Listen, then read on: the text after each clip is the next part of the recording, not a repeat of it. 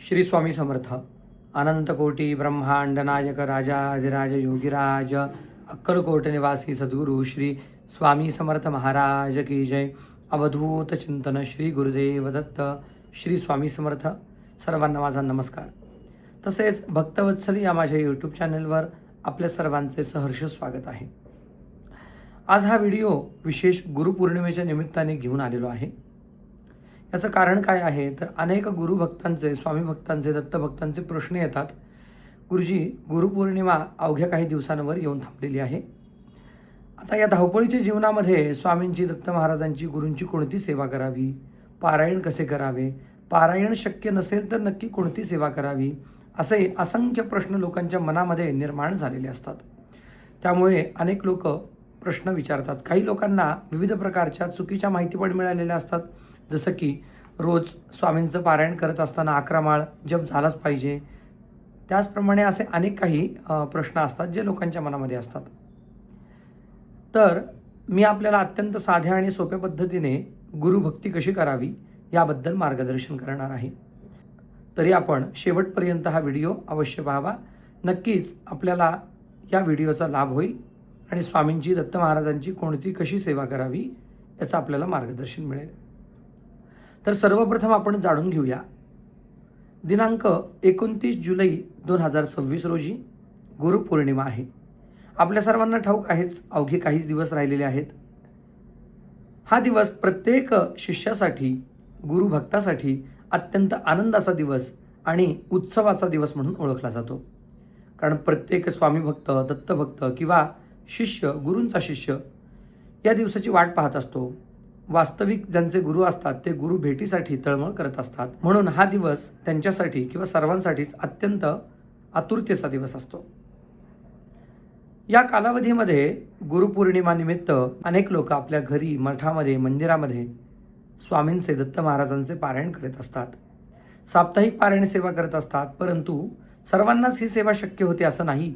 अनेक लोकांना नोकरीला जावं लागतं, कामाला जावं लागतं, किंवा आपलं मुळातच हे जे जीवन आहे अत्यंत धावपळीचं आणि गतिमान आयुष्य आपलं झालेलं आहे. गुरुभक्ती किंवा परमेश्वराचं नाम घेण्याची इच्छा मनामधून भरपूर असते, परंतु काय करणार, तेवढा वेळ नसतो. मग प्रश्न उपस्थित होतो, आपण नक्की गुरुभक्ती कशी करावी.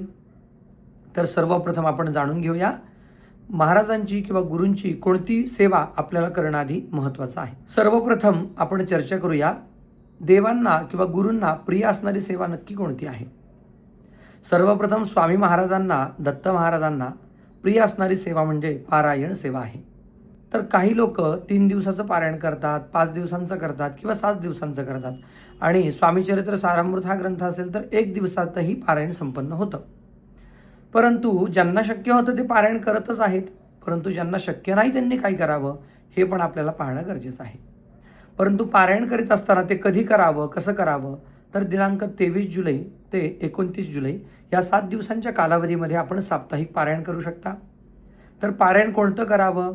सर्वप्रथम गुरुचरित्र पारायण आहे, स्वामीचरित्र सारामृत आहे, गुरु लीलामृत असेल किंवा श्रीपाद श्रीवल्लभ चरित्रामृत असेल, या कोणत्याही गुरुग्रंथाचे आपण पारायण करू शकता. पारायण करीत असताना सगळ्यात जास्त नियम कशाला आहेत तर गुरुचरित्र या दिव्य ग्रंथाचे पारायण करीत असताना खूप जास्त नियम आहेत.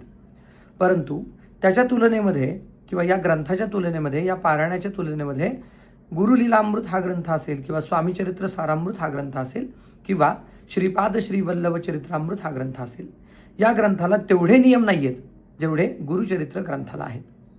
त्यामुळे जे आपल्याला शक्य होईल त्या पद्धतीने आपण पारायण करावं. पारायण करीत असताना नियम तर मला सांगण्याची आपल्याला आवश्यकता नाही. आपण ग्रंथ वाचन करीत असताना नियम आपल्याला ग्रंथामध्ये वाचन करण्यासाठी मिळतात. परंतु त्याचसोबत कोणत्या गोष्टींची काळजी घ्यायची आहे हे ग्रंथामध्ये दिलेलं नसतं, तर ते मी तुम्हाला सांगेन. नक्की कोणत्या गोष्टींची काळजी घ्यायची आहे. एकतर ग्रंथामध्ये पण सांगितलेलं आहे बऱ्याच ग्रंथांमध्ये की पारायण करीत असताना आपलं मन अत्यंत शुद्ध, पवित्र आणि शांत असणं गरजेचं आहे.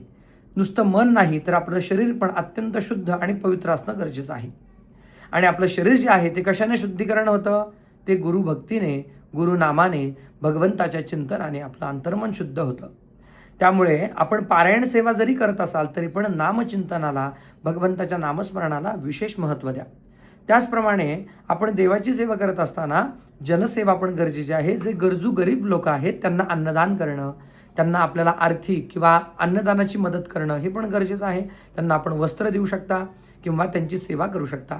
त्याचप्रमाणे माणसांसोबतच काही मुके जीव असतात, त्यांनाही आपल्या प्रेमाची गरज असते, त्यांनाही आपल्या सहकार्याची गरज असते. विशेष करून श्वान असतील किंवा जे काही प्राणी असतील त्यांना आपण अन्न द्यावं, काहीतरी खायला द्यावं. त्यांनी पण गुरु आपल्यावर भरपूर कृपादृष्टी दाखवतात. कारण जर आपण पशुपक्ष्यांवर जर माया दाखवली, प्राण्यांवर माया दाखवली, तर गुरु आपल्यावर भरपूर माया दाखवतात. त्यामुळे ह्या गोष्टीची पण आपण काळजी घ्यावी. तसेच आता साप्ताहिक पारायण झाल्याच्या नंतर शेवटच्याच दिवशी म्हणजे 7व्या दिवशी आपण स्वामी महाराजांना, दत्त महाराजांना दुधाने महाभिषेक करावा. आपल्या घरगुती पद्धतीनेच आपण घरच्या घरीच महाभिषेक करावा. गुरुजींना बोलवून शक्य असेल तर आपण आपल्या जवळच्या गुरुजींना बोलवावं, किंवा आपल्याला गुरुजींना बोलवणं शक्य नसेल तर वेळेअभावी किंवा आपल्याला शक्य नसेल तर आपण घरच्या घरीच अभिषेक करावा. अभिषेक करत असताना दिगंबरा दिगंबरा श्रीपाद वल्लभ दिगंबरा श्री स्वामी समर्थ हा मंत्र म्हणत दुधाने अभिषेक करावा. नंतर स्वामींना, दत्त महाराजांना नवीन वस्त्र अर्पण करावेत. त्यांना आपण शुद्ध चंदन लावावं.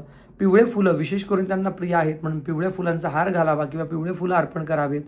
आपण नैवेद्यामध्ये दत्त महाराजांना, स्वामी महाराजांना घेवड्याची भाजी अतिप्रिय आहे, पुरणपोळी अतिप्रिय आहे, बेसन लाडू अतिप्रिय आहेत. त्याच्यामुळे आपण नैवेद्यामध्ये पुरणाचा नैवेद्य अवश्य करावा आणि नैवेद्यामध्ये घेवड्याची भाजी आपण अवश्य ठेवावी. तर अशा पद्धतीने आपण महाराजांचं त्या दिवशी म्हणजेच गुरुपौर्णिमेच्या दिवशी पूजन करावं.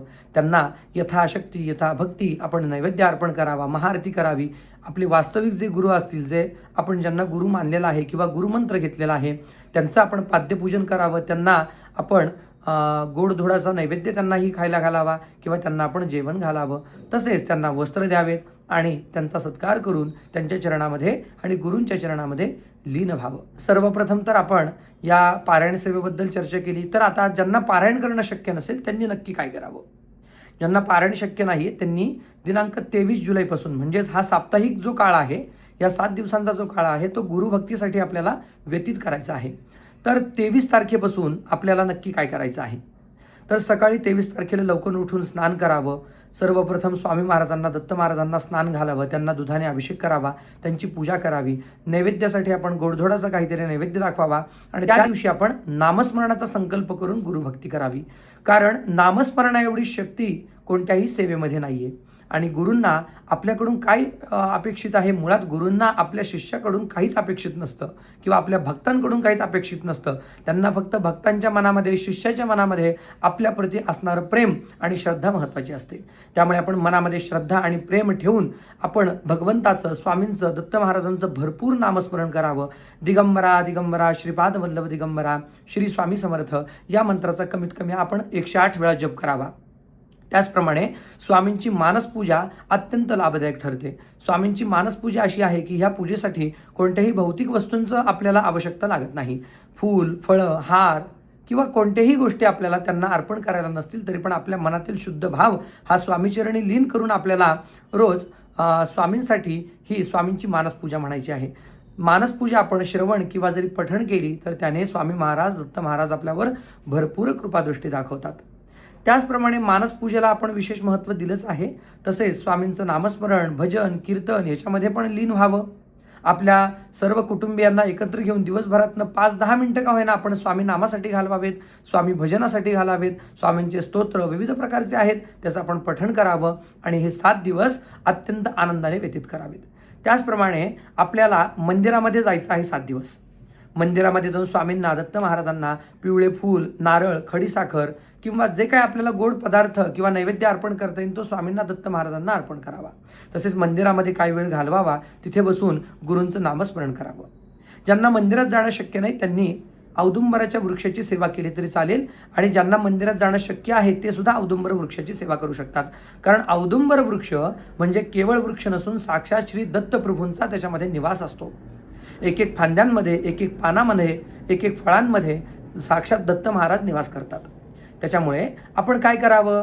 औदुंबर वृक्षाला रोज सकाळी पाणी घालावं, थोडंसं चंदन लावावं, त्याचप्रमाणे पिवळे फुलं अर्पण करावेत, तुपाचा दिवा लावावा. औदुंबर वृक्षाभोवती 11 प्रदक्षिणा किंवा 21 प्रदक्षिणा घ्याव्यात आणि प्रदक्षिणा घेत असताना दिगंबरा दिगंबरा श्रीपाद वल्लभ दिगंबरा या मंत्राचं नामस्मरण करावं. औदुंबर वृक्षाची जरी आपण सेवा केली तरी पण साक्षात श्री दत्तप्रभूंची, स्वामी महाराजांची आपण प्रत्यक्ष स्वरूपाने सेवा केल्याचे आपल्याला फळ प्राप्त होतात. तसेच औदुंबर वृक्षाखाली थोडा वेळ बसून आपण दत्तप्रभूंचं, स्वामी महाराजांचं नामस्मरण करावं. घरी नामस्मरण करण्याच्या तुलनेमध्ये आपण जर औदुंबर वृक्षाच्या खाली नामस्मरण केलं तर त्याचं फळ आपल्याला अनन्यसाधारण असं आहे किंवा काही पटीने त्याचं आपल्याला फळ प्राप्त होतं. त्यामुळे ज्यांना पारायण सेवा शक्य नसेल त्यांनी 7 दिवस अशा पद्धतीने सेवा करावी. या 7 दिवसांच्या कालावधीमध्ये जर आपल्याला सवत्स गाय म्हणजेच वासरासहित गाय आपल्याला जर मिळाली किंवा नुसती गाय जरी आपल्याला दिसली तर गायचं पूजन करावं, गायला नमस्कार करावा, गायला घास घालावा आणि गायची गोमातेची सेवा करावी. याने सुद्धा दत्त महाराज आणि स्वामी महाराज गुरु आपल्यावर भरपूर प्रसन्न होतात. मुळातच स्वामी महाराजांमध्ये, दत्त महाराजांमध्ये आपल्या प्रती किंवा भक्तांच्या प्रती खूप जास्त करुणाभाव आहे आणि त्यांच्यामध्ये वात्सल्य भाव आहे.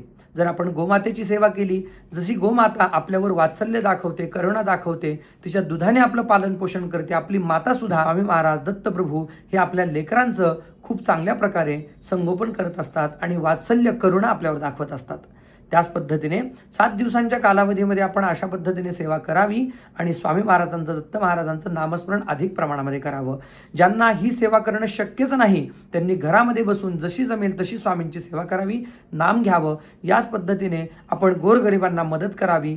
सांगितल्याप्रमाणे मुक्या प्राण्यांना पण आपण काहीतरी खायला द्यावं, त्यांची मदत करावी. त्यांना पण एक मायेची ऊब गरजेची असते तर त्यांना आपण देण्याचा प्रयत्न करावा. या 7 दिवसांच्या कालावधीमध्ये आपण मन शांत ठेवावं, मन पवित्र ठेवावं. आपल्यामुळे कोण दुखावलं जाणार नाही याची आपण कटाक्षाने काळजी घ्यावी. घरामध्ये आपल्या कोणतेही मोठे व्यक्ती असतील किंवा लहान मुलं असतील त्यांच्यावर आरडाओरडा करू नये, मोठ्यांचा अपमान करू नये, लहान मुलांना ताडण करू नये, लहान मुलांना मारू नये. त्याचप्रकारे आपण त्यांच्याकडून नामस्मरण करून घ्यावं. लहान मुलांना पण आपण गुरुभक्तीमध्ये लीन करून घ्यावं. सर्वात महत्त्वाचं म्हणजे या 7 दिवसांच्याच कालावधीमध्ये नाही तर आपण कायमच स्वामींच्या, दत्त महाराजांच्या सेवेमध्ये असताना आपला लीन भाव अत्यंत गरजेचा आहे आणि नम्र भाव अत्यंत गरजेचा आहे. एखादी व्यक्ती जरी आपल्याला आरडून ओरडून बोलली तरी पण आपल्या मनामध्ये लीन भाव ठेवावा, आपल्या मनामध्ये नम्र भाव ठेवावा. त्यामध्ये जर आपण क्षमेची भावना ठेवली, क्षमा मागण्याची भावना ठेवली तर स्वामी महाराज, दत्त महाराज आपल्यावर भरपूर कृपादृष्टी दाखवतात. विशेष सगळ्यात महत्त्वाचं म्हणजे काय तर कुठून ऐकलं जातं की रोज 11 माळ जप झालाच पाहिजे, 3 अध्यायांचं वाचन झालंच पाहिजे तरच गुरुकृपादृष्टी दाखवतात किंवा स्वामींची सेवा घेता येते असं नाही. मुळात काय आहे की आपण गुरुभक्तीमध्ये असताना आपल्या मनातील शुद्ध भाव, स्वामींच्या प्रती, दत्त महाराजांच्या प्रती असणारं प्रेम आणि भक्ती महत्त्वाची असते. अनेक लोक विचारतात स्वामींना, दत्त महाराजांना काय अर्पण करू, त्यांना काय आवडतं. तर आपल्या मनातील शुद्ध भाव आणि निस्वार्थ भक्ती ही जर आपण गुरुचरणावर समर्पित केली तर गुरु आपल्यावर भरपूर कृपादृष्टी दाखवतात. त्यांना भक्तांकडून, शिष्यांकडून कोणत्याही या भौतिक वस्तूंची अपेक्षा नाही. मुळात त्यांना देणारे आपण कोण तर आपण त्यांचे शिष्य आहोत, त्यांचे भक्त आहोत, त्यांचे लेकर आहोत. म्हणून फक्त आपण काय द्यावं तर भरपूर प्रेम द्यावं. आपल्या हृदय मंदिरामध्ये स्वामींना, दत्तप्रभूंना स्थान द्यावं आणि भरपूर नामस्मरण करावं. नक्कीच आपल्या मनातील सर्व मनोकामना पूर्ण होतील, आपल्यावर गुरु कृपादृष्टी दाखवतील आणि आपलं जीवन अत्यंत आनंदमय होऊन जाईल. आपल्याला हा व्हिडिओ आवडला असेल तर प्रत्येक गुरुभक्तांपर्यंत आवर्जून पोचवा आणि या सेवेचा अवश्य लाभ घ्या. श्री स्वामी समर्थ. जय जय स्वामी समर्थ. तसेच सर्वच गुरुभक्तांना, दत्तभक्तांना श्री गुरुपौर्णिमेनिमित्त हार्दिक शुभेच्छा. गुरुदेव दत्त.